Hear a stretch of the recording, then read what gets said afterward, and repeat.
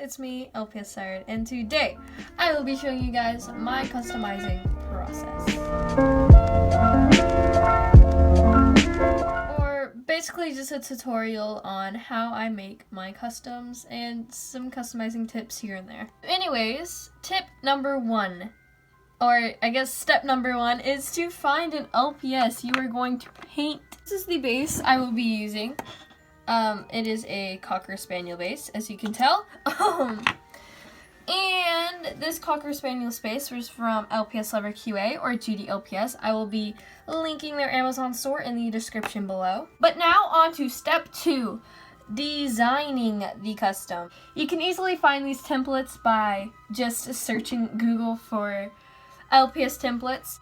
But also what you can do is that you can make your own. So basically you can just take a picture of the LPS, put it in whatever drawing software you use, and boom! Or just base it off of a drawing you made. We'll be using an LPS template. Here it is right here. I'll go ahead and put it right here. But this is made by somebody on DeviantArt. I can maybe link their DeviantArt in the description below if you want to use some of their templates. They're pretty cool. But now I'm going to go design it. So as you can see, this is the design I have right now that I've been working on. I'm using to make this design is IBIS Paint or IBIX Paint. I'll go ahead, should I? Okay, so anyways, I'm gonna go ahead and go into a time lapse of me creating this template thingy.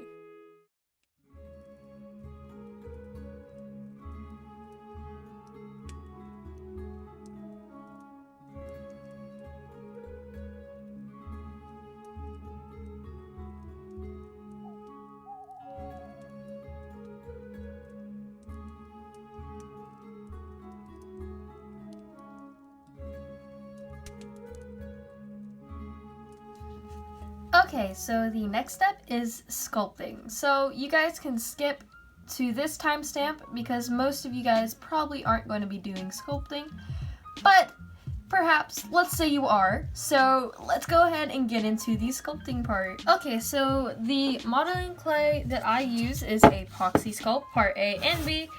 If I didn't have Part A and B, I wouldn't be able to be using it. So basically, what you do with this is an air dry clay. So when you're working with epoxy, you have to have gloves on. Just a heads up if any of you guys are wanting to use epoxy. Okay, now time for the number 1 painting tip. First, let's go ahead and get some paint on the little plate real quick. Colors that I'm using are purple. I'm pretty sure that's just it. It's just purple. But I'm needing a darker purple, so I'm just gonna use a little blue. Oh. Okay, but anyways, when you're mixing your paint or just using whatever paint in general, what you want to do is make sure you get a lot of water on your brush. So, like, make sure it's like dripping in water. And then you want to add just as much water as you can. Okay, completely ignore the fact that I kept saying, add a lot of water. It is not the smartest thing to do because then just adding layers to your LPS customs will be a pain in the butt. So, yeah, just add as much water as you want to, I guess. Let it be liquidy. It's gotta be at least a liquidy consistency for you to get as even coats as you need. And you want to make sure you have a paper towel on hand. I have this really old paper towel. I honestly need to go get a new one, but okay, I didn't quite get the purple I needed because I added too much blue, so I'm just gonna go ahead and mix some of this blue. Okay, there's the purple color I'm wanting. I'm wanting it to be a bluish purple. And now what I'm gonna do is just add some water to it. As you can see, it's getting really, really cloudy. And also another tip is don't use like tiny brushes on when you're painting a base coat for an LPS, because when you use a tiny brush, the bristles are not bristles. Like, so you know when you paint, you're able to see like the direct, like the bristle marking stuff. If you use a tiny brush, it's more visible to see, but if you use a bigger brush, it just gets the job done faster, is what I'm trying to say. Oh, and also I forgot to mention, when you are painting the base coat, try to keep it in the same direction, like the paint strokes in the same direction, because it also helps the base coat to stay as smooth as possible. Also, pop the air bubbles. If you're using the same method I'm using, make sure that all the bubbles that you see are popped and all gone, because it's going to leave a splotchy kind of outcome on your custom, and it's not fun.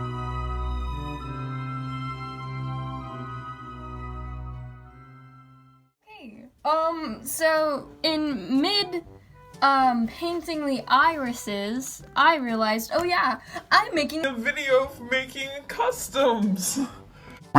What I suggest for eyes, like what I'm doing right now, is a very tiny bristled detail brush. The one I'm using right now is, it says a 0. I got it from Michael's. Just try to get a really small bristle brush. It's really blurry, but you can see it's very small. Oh, and what I do for shading in the irises is that I just do a little line of a darker version of the light color in the eye, and then I just darken up that color, and then I do a little line thing. Okay, so I had a really hard time explaining this, but what I meant by it, so I get so the lighter color in the eye, I darken it up a little bit, then I start dotting it around the eye a little bit to try to blend it into the lighter color. If that makes sense. If it doesn't, I'm really sorry. And also forgot to mention, when you are adding the highlights into an LPS eyes, which I'm about to do, when you're adding the highlights, you're gonna also want to use your detail brush, or maybe use a nail dotting tool. I would highly suggest that a lot more than just using a detail brush. But at the moment, I'm gonna use my detail brush. Hey guys, here is the finished custom. I'll go ahead and give you guys a little 360.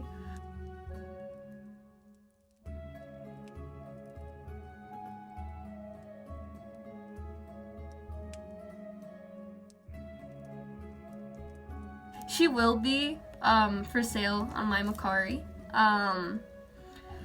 for probably like, I don't know, I'll figure it out later. This girl will be for sale on my Mercari if you want to buy her, and I hope those tips were good. This is kind of just planned, like there was no script, which is not the smartest idea. So sorry if this video kind of seemed like a little bit lower quality than some of my other ones. But anyways, I hope you guys enjoyed this video, and I'll see you guys in the next one. Bye!